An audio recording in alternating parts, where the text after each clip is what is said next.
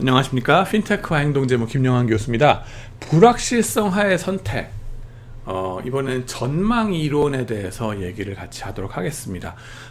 도박 A와 B 뭐 둘 중 하나를 선택하는 것, 혹은 주식 A와 B 뭐 이런 거, 테슬라를 할 거냐 아니면은 뭐 포항제철 포스코를 할 거냐 하는 거는 결과가 얼마나 원하는 대로 나오느냐 하는 거 뭐 뿐만 아니라, 예를 들면 뭐 내가 100% 수익을 벌 수 있을까 아니면 10% 수익을 벌 수 있을까 하는 수익률, 그런 것 뿐만 아니라 그런 거 결과가 나올 확률, 그죠? 100%를 벌어도 몇 % 확률을 벌 건데, 그죠? 10%를 벌어도 얼만큼 확실하게 할 건데, 뭐 이런 게 확률에 대한 생각도 필요하고요. 우리는 사람들의 합리성이 어떠해야 하고 또 실제로 어떠한지 보고 그에 따른 확률 측정이 어떻게 달라지는지도 지금 좀 봤습니다. 앞으로는 결과들이 얼마나 바라는 대로 나오는지를 생각하는 법과 그리고 그것들이 각각의 확률을 가지고 어떻게 가중 평균되는지를 보겠습니다. 합리성 하의 벤치마크는 일단 기대 효용 이론이죠. 신고 전파, CAPM, CAPM이라고도 하고 CAPM이라고도 얘기를 합니다.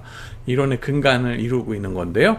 기대 효용 이론은요, 사람들은 위험을 수반하는 도박의 가치를 추정함에 있어서 상황별 결과, 뭐 아웃컴 X에 대한 그런 효용, 유틸리티를 그 상황에 해당하는 확률을 가지고 가중 평균을 한다.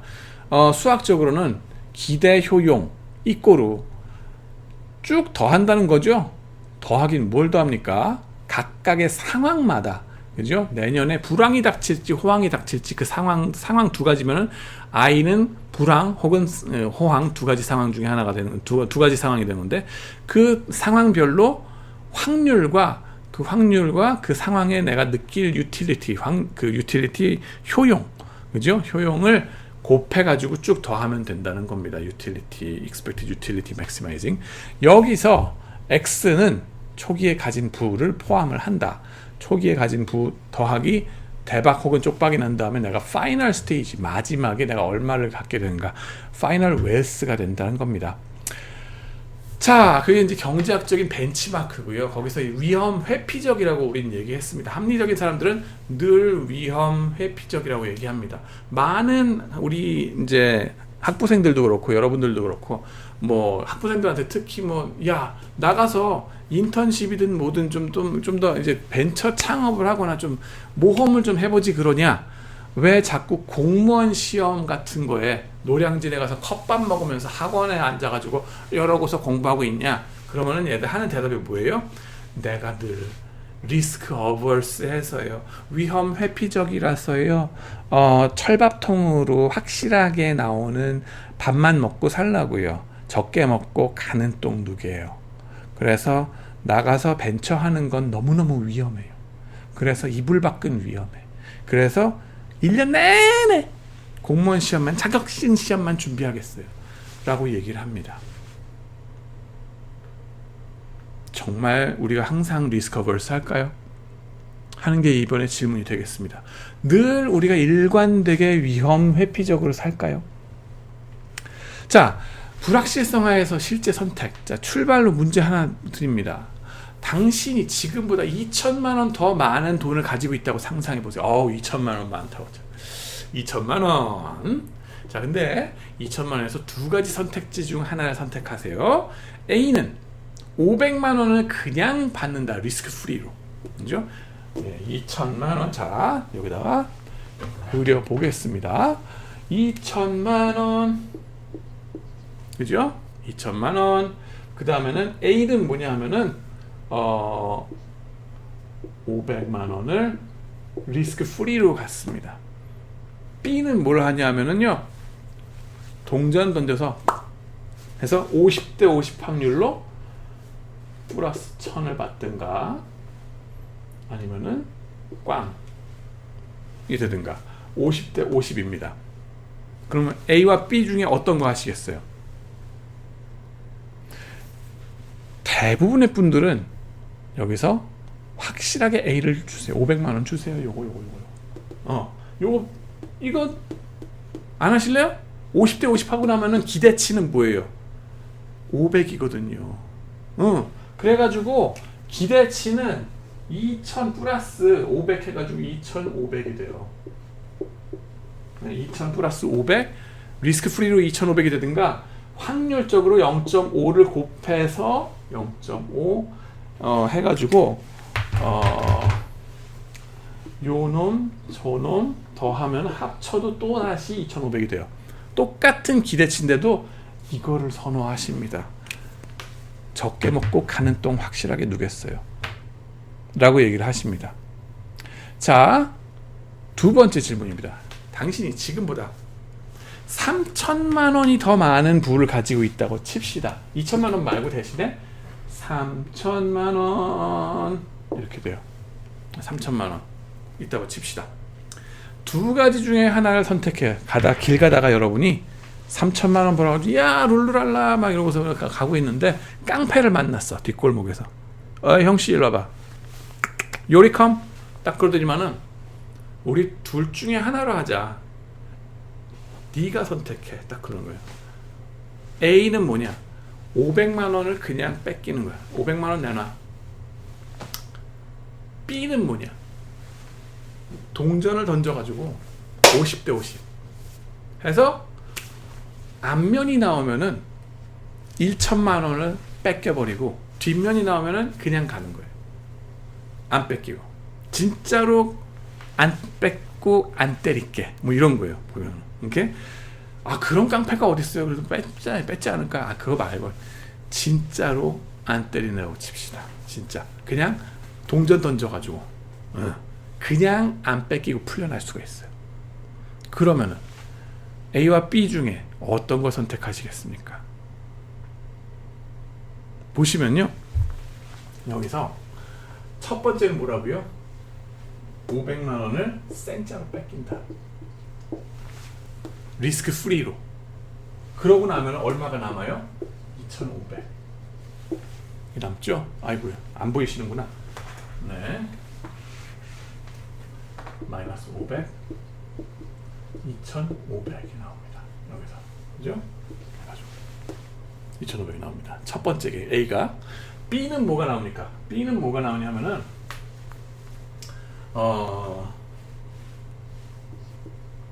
동전 던져서 0.5의 확률로 마이너스 1000 혹은 0.5의 확률로 빵 뺏겨요.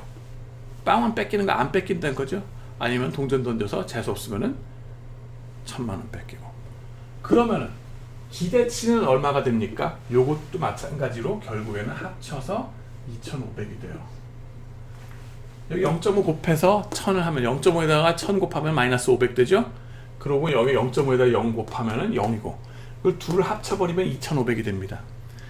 결국 여기서는 2,500이 여기서도 2,500을 가지게 되는 거 마찬가지인데 이때는 뭐 하느냐? 많은 분들이 대부분의 분들이 어떤 거 하실래요? 그럼 찬스를 노립니다. 안 뺏길 수도 있잖아요. 잘하면 안 뺏길 수도 있거든. 그래서 3,000 그대로 가져갈 수도 있거든. 그러니까요, 뺏기는 상황이 되면은 갑자기 찬스를 봅니다. 가지는 상황에서는 찬스 안 봐요. 확실하게 적게 먹고 가는 돈 누겠습니다. 공무원 시험 볼게요. 하는 거랑 똑같아. 잃어버릴 상황 돼서는 갑자기 리스크 어버션이 아니라 리스크 시킹 합니다. 찬스를 본다니까요. 예, 그게 대부분의 사람의 본능이에요. 본능적으로 잃어버릴 상황이 되면은 진짜로 잃어버릴 2판 4판이 되면요, 사람이 진짜로 2판 4판이 되면요, 리스크 어버스 안 합니다. 잃어버릴 상황이라고 판단이 딱 인식되는 순간 수단 방법을 가리지 않고 찬스를 보는 게 사람의 본능입니다. 그런 점에 있어서 여러분들 지금 공시에 매달리고 있다는 건요, 사람들이 그 젊은 사람들이 그렇게 많이 노량진 가서 나는 리스크 어버스 해요. 그래서 공무원 시험이나 봐가지고 꼭 안정된 직장을 가겠어요 라고 생각하는 거는 상황 인식 자체가 아직 그죠? 2판 4판 잃어버릴 상황이라는 상황 그 인식이 아니라 확실하게 가지겠다, 뭔가 더 가질 상황이라고 인식한다는 거예요. 네. 자, 전망 이론이 이겁니다. 그래서 프로스펙트 시오리라고 하는데요, 기대 효용 이론의 대비가 되는, 그죠? 대조가 되는 비헤이비어럴 파이낸스 이론인데 트버스키 앤 카네만 앤 트버스키 이 양반들이 노벨상 받은 이론이 됩니다. 사람들이 불확실성 하에 실제로 어떻게 선택하는가를 반영한 이론이 되는데요. 사람들은 어떤 사건이 일어날 확률에 대해서 과대평가하는 습성이 있고 어떤 기준점, 레퍼런스 포인트라고 합니다. 그런 것 대비해서 가능한 결과들을 비교하여 선택을 하더라. 선택으로 인한 이득과 손실이 문제지 선택으로 인한 부의 총량 자체는 문제가 덜 되더라 하는 거예요. 뭐냐면은 여기서 리스크 어버스한 경우가 있었고 리스크 시킹한 경우가 있었잖아요. 그죠? 총량은 똑같아요. 나중에 끝나고 나서 갬블링을 하든 안 하든 간에 2,500으로 똑같아요. 출발점은 다르잖아요. 출발점은 3,000에서 출발하고 2,000에서 출발하고 하지만 파이널 스테이지는 2,500으로 똑같습니다. 그러면 똑같이 리스크 어버스 해야 될 것 같죠? 근데 아니더란 겁니다. 아니 기대 효용 이론에서는 파이널 스테이지 웨스가 제일 중요하다면서요. 그죠? 마지막에 막판에 대박이 나든 쪽박이 나든 얼마에 끝날 거냐 그거의 기대치 그거에 대한 기대 효용이 중요한 거였었는데 그리고 일관되게 어느 상황에서든지 찬스를 보지 않고 리스크 어버스 그랬었어요. 그게 경제학에서 말하는 기대 효용 이론입니다. 폰 노이만 모르겐슈텔은 그 교수님들이 얘기했던 겁니다. 근데 실제적으로 사람들이 상황 닥치고 나면 어떻게 된다? 기회주의적으로 된다. 개인 시츄에이션 내가 뭔가를 가질 것 같은 상황이면은 아예 그냥 기왕 가지는 거 그냥 소확행 조금 먹고 가는 떡 놓을게요. 이런 식으로 리스크 어버스해집니다. 반대로 뭔가 잃어버릴 상황이 됐다. 깡패를 만났다. 지금 죽기 살기다. 2판 4판이 됐다. 그러면은 상황인식이 2판 4판 잃어버릴 상황 되면은 수단 방법을 가리지 않고 찬스를 봅니다. 살아날 기회가 뭐가 있나 막 살펴보고 막 그렇게 돼요. 이겁니다. 이거 상황에 따라서 얘기가 달라지고 파이널 스테이지의 웨스가 중요한 게 아니라 내가 얼만큼 가지고 있었다가 잃어버릴 거냐 가지고 있었다가 가질 거냐 레퍼런스 포인트라고 합니다. 어디에 내 기준점을 뒀느냐. 나는 원래 부자인데 잃어버리게 생겼어. 2판 4판 되는 겁니다. 그죠? 어떻게 보면은 그래서 또 뭐 사회적인 현상들도 이런 것들이 좀 많이 나오게 됩니다. 뭐 누가 더 잃어버릴 상황으로 인식하느냐에 따라서 더 극단적인 뭐랄까 찬스를 보는 듯한 그런 전략을 취하는가 자기가 어떻게 인식하느냐에 따라 다른 겁니다. 말하자면은 뭡니까 배수의 진을 친다 그러죠. 내가 죽게 생겼다. 가지고 있는 거야 다 잃어버리게 생겼다. 그러면요 죽기 살기로 싸운다는 겁니다. 도가내든 쥐가 무섭다는 게 이거예요. 부자라서 무섭다가 아니라 잃어버릴 상황으로 인식하게 되면 사람이 물불 안 가리게 된다는 겁니다. 개인 시츄에이션 어디 달아날 구멍을 주잖아요. 달아날 구멍을 주고서 상대를 몰아붙이면은 병법에서도 나오죠. 공성전을 할 때 도가내든 쥐가 제일 무섭다 하는 거고 잃어버릴 상황이 되면은 달아날 구멍을 주면서 뭔가 살아날 게 있다 네가 그러면 그쪽을 향해서 자기가 달려가기 때문에 쉽게 무너진다는 거예요. 쟤네들은 뭔가 소확행으로 저기 가면 살 수 있어 하는 게 있기 때문에 네, 그런 것들이 병법 전략에서도 심리적인 게 많이 들어간다 하는 거고요. 비헤이비어럴 파이낸스에서도 마찬가지 얘기입니다. 프로스펙트 시어리로 설명할 수 있다 하는 거고요. 전망이론의 테크니컬한 부분은요. 사람들의 선택에 대해서는 다음과 같은 형식으로 도박으로 표현이 되더라. 하는데 value function이라는 거 가치 함수를 우리는 씁니다. 이게 뭐 절대적으로 다 맞다가 아닙니다. 기대 효용 이론이 절대적으로 틀렸다도 아니에요. 그것도 맞는 구석이 있는 거고 안 맞는 구석이 있는 거고 마찬가지로 가치 함수 행동제부에서 말하는 가치 함수도 맞는 구석이 있고 안 맞는 구석이 있습니다. 가치 함수는 이런 식으로 표현합니다. utility란 말 대신에 가치, value란 말을 해요. 그리고 value는 그 도박하고 나서 어떤 reference point, 기준점 대비 내가 얼만큼 가지느냐 잃어버리느냐에 따라서 내가 해피한 정도가 달라진다 하는 걸 여기 보여주고요. 그 다음에 그거에 대한 확률 가중치 함수, 정확한 확률 함수라고는 그러진 않고 확률이라고 그러진 않고 확률 가중치 함수라고 얘기를 합니다. 왜 그렇게 부르는지에 대해서는 뭐 중요하진 않습니다. 그냥 확률 가중치 함수, 확률 대신에 집어넣는 거다라고 보시면 됩니다. 그 다음에는 어차피 가중치는 뭐 합치면 1이 되는 건 마찬가지긴 한데 실제 확률과는 좀 차이가 있을 수 있다 하는 거죠. 그 다음에는 R는 레퍼런스 포인트, 기준점이라고 했고, 대개는 초기의 부의 양, 내가 얼만큼 가지고 있었나 하는 거, 혹은 내가 얼만큼 여기에 투자하는데 박았는가 하는 거, 초기 투자 액수 뭐 이런 것들이 레퍼런스 포인트가 됩니다. 그래가지고 가치 함수 딱 보시면은 여기에 가로축은 이득과 손실을 나타내고요, 원점을 기준으로 이득과 손실, 그 다음에는 세로축은 value, 가치의 정도가 되겠습니다. 이게 가치, 행복한 정도라고 보시면 되는데 유틸리티랑 좀 다르다 해서 value라고 보시면 됩니다. 그렇게 되고, 레퍼런스 포인트가 요 원점입니다. 0이라기보다는 R라고 얘기를 합니다. R. 그죠? 레퍼런스 포인트. 이거는 어디에다 기준을 두느냐? 아까 말씀드린 대로, 그죠? 드린 대로 내가 초기 투자한 게 얼마냐, 혹은 초기에 내가 부의 양이 얼마냐, 상황에 따라서 좀 다릅니다. 그래서 이제 가치 함수도 또 욕을 먹기는 합니다. 도대체 어디를 가치의 그 기준으로 잡느냐 하는 건데, 대개는 어떠한 기준점 대비입니다. 기준점 대비. 그 다음에는 기준점 대비 내가 얼만큼 이득이냐, 그죠? 약간의 이득이냐, 개이득이냐, 그 다음에 약간의 손실이냐, 개손실이냐에 따라서 이렇게 달라집니다. 물론 이득일수록 난 행복해지죠. 근데 이것도 쭉 줄어든다는 거, 오목한 함수로 리스크 어버스한 거랑 마찬가지죠. 내가 이득 보는 시츄에이션에 가면은 내가 리스크 어버스해집니다. 그죠? 위험 회피 하는 거, 오목한 함수가 된다 하는 거. 반면에 내가 손실을 보는 상황, 이판사판 나 죽게 생겼다 이러면 어떻게 된다고요? 손실의 상황이 되면은 찬스를 본다고요. 리스크 어버스가 아니라 리스크 시킹을 한다고요. 위험을 찾아 헤매요. 찬스를 찾아 헤맵니다. 나 죽게 생겼는데 살아날 방법 없을까? 쥐구멍에 벼뜰 방법 없을까? 그 다음에는 또 한 가지 중요한 건 뭐냐면은, 요 같은 100만 원인데 얻을 때 내가 행복해지는 정도가 있잖아요. 이거 대비 잃을 때 내가 불행해지는 정도는 얼만큼 크냐? 대개 한 2.5배 정도 크더라 라고 얘기를 합니다. 그래서 똑같은 액수도 잃어버리는 걸 난 싫어합니다. 손실을 회피한다고 합니다. 손실 회피.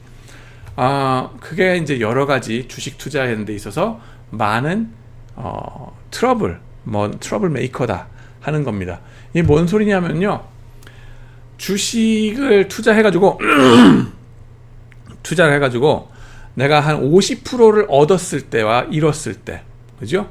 얻었을 때 행복해지는 거 요 정도, 잃었을 때 행복해지는 거 불행해지는 거 이만큼 불행해집니다. 그 손실을 특히 실현하는 거, 주식을 50% 주식 손실이 나잖아요. 그걸 갖다가 보통 손절매라고 하지 않습니까? 20% 룰을 하든가 30% 룰을 해가지고 30% 밑으로 떨어지면은 팔고 떠나야 되죠. 손절한다 그러죠. 빠이빠이, 안녕, 막 이래야 되는데, 그때 제대로 빠이빠이를 할까? 하는 게 문제가 됩니다. 그죠? 못 한다는 거예요. 50% 절반, 반토막이 났는데, 그럴수록 주식을 못 팝니다. 뭐 합니까? 여러분들이 예를 들어서 셀트리온 주식을 막 샀어요. 기대에 차가지고 샀어. 근데 혹은 카카오뱅크를 할까요? IPO 할 때 뭣도 모르고 IPO 하는 주식을 막 샀어. 덜컥 샀는데 이게 막 떨어져요. 반토막이 났어. 못 팔아요. 네, 못 팝니다. 왜? 팔면은 내 손실 실현하게 되면서 이렇게 페인풀, 엄청나게 내 자신한테 고통스럽거든요. 내가 왜 바보같이 그걸 사가지고 이렇게 손실을 50% 넘게 했을까? 정말 내 자신이 고통스러워요. 그러다 보니까 뭐합니까? 존버, 안 팔고 버팁니다. 찬스를 보는 거야. 이게 올라갈 찬스를 보는 겁니다.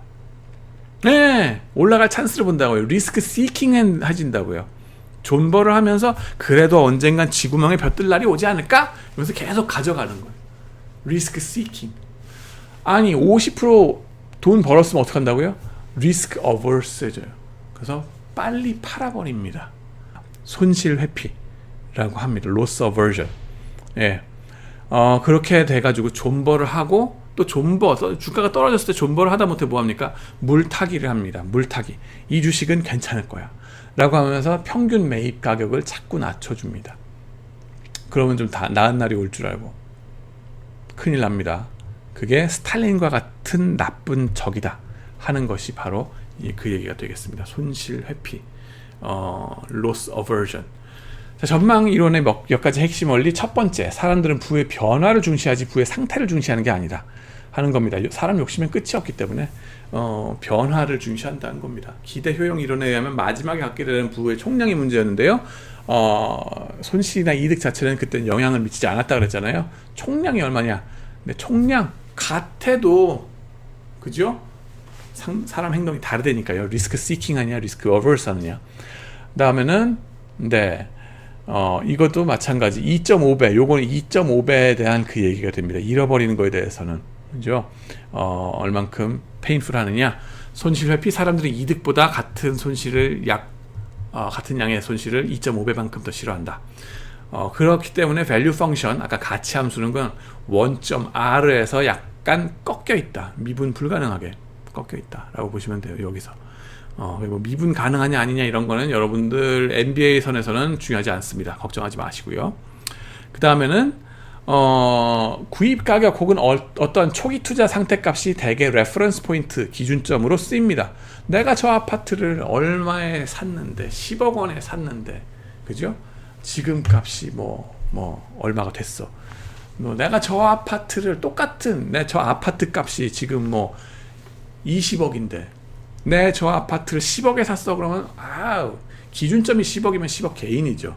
내가 저 아파트를 25억에 샀어. 근데 지금 20억이야. 그러면 로스 시츄에이션이죠. 그래서 이게 같은 20억인데도 아파트 값이 내가 얼마에 샀느냐에 따라서 기준점이 다 다르고, 그 다음에는 느끼는 그 밸류가 다 다르다는 거예요. 밸류 펑션에서. 그러고 그에 따른 나의 손실 회피 성향, 그리고 이런 것들이 다 다르다는 겁니다. 위험 회피 성향도 다르고. 자, 전망 이론은 R, 이것이 어디서 오는 건지에 대해서는 상관하지 않습니다. 이게 한계이기도 한데요. 이 이론에 한 주식에 대한 투자를 했을 때 A는 100달러에 샀고 B는 200달러에 샀다. 근데 그 주식이, 똑같은 주식이 오늘 160에서 150달러로 10달러 떨어졌습니다. 누가 더 불만이 클까요? 보시면은 B겠죠? B는 뭐예요? 200달러에서 샀어요. 레퍼런스 포인트가 200입니다. 200에서 출발해가지고 벌써 160으로 떨어진 것도 로스고요. 그 다음에 150으로 더 떨어진 것도 더 페인풀하죠. 예. A는 기준점이 100달러예요. 그러니까는 이게 160 벌써 개인 시츄에이션인데 개인이 조금 줄어든 거죠. 그래서 좀 여전히 해피한 상황인가라고 보시면 돼요. 자, 그렇게 되고 사람들은 손실 당하는 일에 대해서는 위험을 추구하지만 이득 앞에서는 위험을 회피합니다. 갑자기 태세 전환을 한다는 겁니다. 밸류 펑션의 모양은 약간 꺾인 S라인이다 하는 거. 처분 효과의 또 다른 모습. 확률을 가지고 가중평균 매김에 있어서 선형적이지가 않다. AX 플러스 B 확률을 매기는 데 있어서 사람들은 극단적인 사건들의 확률을 과대평가하고 평상적으로 일어나는 사건들의 확률은 과소평가를 합니다. 이거는 이제 여기 설명한 것에서 나오지 않았었는데, 주로 이제 극단적인 재난 상황, 이런 것들, 일어날 일 거의 없을 거에 대해서 너무 사람들이 과대평가를 한다 하는 것을 또, 전망 이론에서 커버하는 바가 있습니다. 전망 이론의 요약을 하면은 실제 선택에 있어서 몇 가지 패턴 형성하더라 하는 거고요. 사람 불확실성 하의 선택에서 5가지 핵심 원리를 제시하게 됩니다. 대개 기대 효용 이론보다는 더 정확하게 우리의 삶을, 행동을 제대로 묘사하더라 하는 거 지금까지 얘기가 되겠습니다. 정리하는 의미에서 지금 이제 작년에 2020년에 동학 개미 운동이 왜 일어났을까라고 이제 질문을 좀 드려봅니다. 보시면은요, 증권업계에서 일하는 제 친구들의 증언에 의하면은 아이고야, 업무 마비 수준으로 일이 많았다고 얘기합니다. 왜? 증권 계좌 트는 사람들이 너무 많아가지고 너도 나도 주식 투자를 막 뛰어드는 거예요. 보시면 여기에 뭡니까? 밀레 뭐라 그러죠? 이 이삭 줍는 여인들, 그죠? 줍줍하는 거, 삼성전자 아이고 이렇게 주가가 떨어졌을 때 주워야지. 3월 22일 정확하게 날짜도 기억합니다. 제가 3월 22일 날짜를 왜 기억하냐 하면은 그 날짜부터 시작해서 제 수업 시간에 모의 주식 투자를 시작을 했어요. 그날 땡 쳐가지고 한 학기 동안 누가 제일 주식 투자 잘하는가 그걸로 점수를 준 적이 있습니다. 근데 그날부터 시작해서 주식이 수직 상승을 쫙 해버립니다. 그래서 학급 평균 투자 수익률이 평균 투자 수익률이 30% 플러스였어요. 평균이. 그래가지고 학생들이 너도 나도 행복하게 이제 끝났죠. 그래가지고 제 티칭 이밸류에이션 스코어가 기록적으로 좋았던 기억이 좀 납니다. 좌우지간에 이제 개인 투자자들이 그때 많이 뛰어들었었습니다. 그러면서 그 동학 개미 운동이라고 그랬고, 아니 외국인 투자자들이 이렇게 공격해 오는데 이걸 우리가 지켜야 되지 않겠냐 뭐 이러면서 이런 그림들도 나왔었죠. 기억나시죠? 우리나라만 이런 게 아니라 전 세계가 위아더 월드로 똑같았었어요. 왜 일어났을까? 그죠? 첫 번째, 개미들은 심심했다 하는 겁니다. 재택근무, 감시가 소홀했다 하는 걸 또 볼 수 있습니다. 우리나라 같은 경우는 주식시장 투자를 하는 거 좀 이게 헐렁하잖아요. 뭐랄까 이제 근무 시간에 태만 해도 컴퓨터 스크린에 이걸 갖다가 주식 스크린 띄워놔도 옆에서 뭐라고 막 잔소리 하는 사람 그렇게 많지는 않을 거예요. 있긴 있죠. 요즘 MZ세대들은 칼 같으니까. 그렇지만 그 위에 30, 40대, 50대 분들은 좀 헐렁했단 말이에요. 그죠? 대신 야근하지 이러면서. 근데 미국 같은 경우는 얄짤없죠. 주식시장을 쳐다보고 있네. 업무 시간에 앤디 그래 주식 잘 돼가니? 라고 옆에 사람 일부러 한번 얘기해줘요. 왜? 보스가 들으라고. 보스가 들으면 이 사람 정리해고 대상 1순위입니다. 업무 시간에 하루는 업무는 안 하고 주식 투자하고 앉았네. 다음번 정리해고 1순위 각오해 이겁니다. 우리나라도 그래가지고 뭡니까? 사실 좀 눈치가 보이니까 아침 9시가 되면 어디 간다 그래요? 화장실 간다 그러죠. 가서 개장할 때 막 한다 그러는데 재택근무가 많아지면서 그 감시가 소홀해졌겠죠. 그래서 많이들 주식시장 투자를 덤벼들 수밖에요. 그 다음에 두 번째로 또 이유 생각해 보면은 폭락 뉴스, 관심이 끄는 것에 쏠리는 개미들의 성향에 대해서 나중에 우리가 배울 겁니다. 근데 개미들은 contrarian이라고도 얘기합니다. 투자하는 성향이 추세와 반대 투자를 많이 합니다. 폭락장에서 용감하게 뛰어드시는 분들이 개미들이다. 올라갔을 때는 팔아버리고 내려갔을 때는 사고, 기관과 반대로 움직인다는 거죠. 합리적인 투자와는 반대로 움직이는 거. 그런 성향들이 있고요. 가뜩이나 폭락했으니까 이때다 하는 거죠. 세 번째, 손실 회피 성향이 되는 겁니다. 손실 회피 성향, fear of missing out 그러죠. 우리나라에 좀 더 해당되는 건데 연속되는 부동산 정책 실패가 있었죠. 그죠? 부동산 정책 실패로 벼락거지가 돼버립니다. 갑자기 내 일에 충실했더니 부동산에 관심 끊고 어느 순간 벼락거지가 됐습니다. 저를 비롯해서 많은 분들이 벼락거지가 되는데, 여러분들이 벼락거지가 됐다고 생각하시면은 너무 억울하게 생각하시지 마시고요. 저도 벼락거지니까 너무 억울하게 생각하시지 마시고요. 근데 문제는 뭐냐 하면은 기회를 놓쳤다 생각드니까는 부동산에서 놓쳤으면 주식시장에서라도 뛰어들어야지 라는 초조함이 들어가는 겁니다. 그죠? FOMO라고 합니다. 그죠? 그 다음에는 대량 정리해고 가능성이 높아졌어요. 그러고 나니까 코비드-19로 인해서, 그죠? 요식업계를 비롯해서 여행업계를 비롯해서 거기에 종사하시는 분들, 많은 분들이, 자영업자분들도 그렇고 다 가진 것을 뺏길 내지는 잃어버릴 상황에 맞닥뜨린 겁니다. 생활고에 맞닥뜨린 거예요. 말하자면은 깡패를 맞닥뜨린 거랑 마찬가지라고 생각하시면 돼요. 아까 그 3천만 원을 가진 상황에서 깡패 딱 만나가지고 요리컴 해가지고는 둘 중에 어떤 거 할래? 확실하게 잃어버릴래? 아니면 찬스를 볼래? 하는 데 있어서 누가 확실하게 잃어버리겠다 그러겠어요? 찬스를 보겠죠. 찬스가 열렸습니다. 주식시장에서. 당연히 재택근무하거나 아니면 더 주식시장 쳐다볼 일이 많아졌는데, 찬스가 많아졌는데 찬스를 보는 거죠. 당연히 볼 수밖에 없어요. 손실 회피 이런 것 때문에 사람들이 더 로스 시츄에이션으로 상황을 인식하고 잃어버리겠다, 이판사판이다, 찬스 보자 하고서 주식시장에 뛰어든 거가 아닌가. 그죠? 그래서 위험 선호도가 확 높아진 겁니다. 아, 우리가 위험 회피해요? 아니요. 항상 위험 회피하지 않다고. 그렇게 잃어버릴 상황으로 인식이 돼버리는 이상은 우리는 주식시장에 뛰어들 수밖에 없습니다. 뛰어들어야 돼요. 뛰어드는 게 사람 본능이에요. 어쩔 수가 없다. 거기다가 또 뭐가 있었어요? quantitative easing이라고 그러죠. 무제한 돈 찍기. 그죠? 뭐 여러 가지 이유로 인해서 재정 정책, 그죠? 그다음에 금융 정책, 통화 정책 이쪽에서 돈을 찍어가지고 자영업자들을 살려드려야 되고, 그러다 보니까는 재난지원금 막 받게 되고, 그 재난지원금을 소비하는 데 쓰는 것뿐만 아니라 어디다가 쓴다고요? 주식 투자에도 쓰죠. 쓸 수밖에 없죠. 그럼 그만큼 자산 가격이 올라갈 수밖에 없는 거고, 그렇게 된다 하는 겁니다. 그래서 동학개미운동, 하다못해 우리나라에만 투자한 게 아니라 어디로 갔다? 서학개미운동으로까지 이어집니다.